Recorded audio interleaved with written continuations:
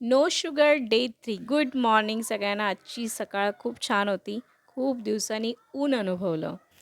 तर आज ब्रेकफास्टमध्ये मी करायचं ठरवलेलं मूग सलाड म्हणूया व त्याला. तर मी मूग उकडवून घेतले होते. त्याच्यामध्ये थोडीशी आमचूर पावडर, मीठ आणि हळद, तिखट घातलं होतं आणि त्याच्यामध्ये कांदा, टोमॅटो मी घातला आणि एक मिसळ टाईप असं करायचा प्रयत्न होता.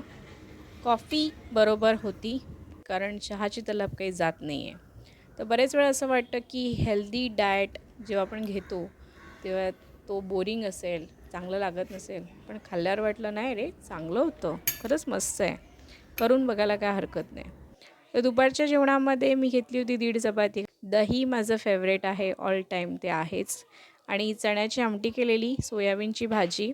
जे व्हेजिटेरियन आहेत ना, त्यांनी सोयाबीन आपल्या जेवणामध्ये नक्कीच इन्क्लूड करा, कारण तो एक प्रोटीनचा सोर्स आहे आणि मी प्रयत्न करते माझ्या प्रत्येक मीलमध्ये थोडं तरी प्रोटीन असावं.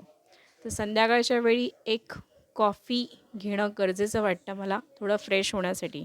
पण आज संध्याकाळी काम होतं आणि जेवण घ्यायला मला मला वाटतं रात्रीचे 10 तरी वाजणार हे माहिती होतं. त्यामुळे आज मी कॉफीसोबत घेतलं ड्रायफ्रुट्स. तर माझी सर्व कामं आटपल्यानंतर जेव्हा मी घरी गेली, तेव्हा मोहाचे अनेक क्षण आपल्याबरोबर येतातच. गोड आहे ना तो? हो. थोडासा, जास्त नाही. नको, मी गोड बंद केला आहे. सॉरी. तर जवळ-जवळ रात्रीचे 10:15 झाले, तेव्हा हे मी सेम दुपारचं जे जेवण आहे ते घेतलं.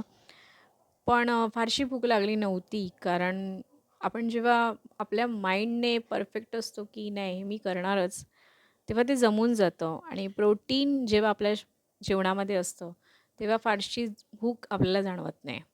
तर तुम्हाला जसं करायचं असेल, तर तुम्हीसुद्धा नक्की करा आणि कमेंटमध्ये मला तसं नक्की सांगा. भेटू उद्याच्या ब्लॉगमध्ये.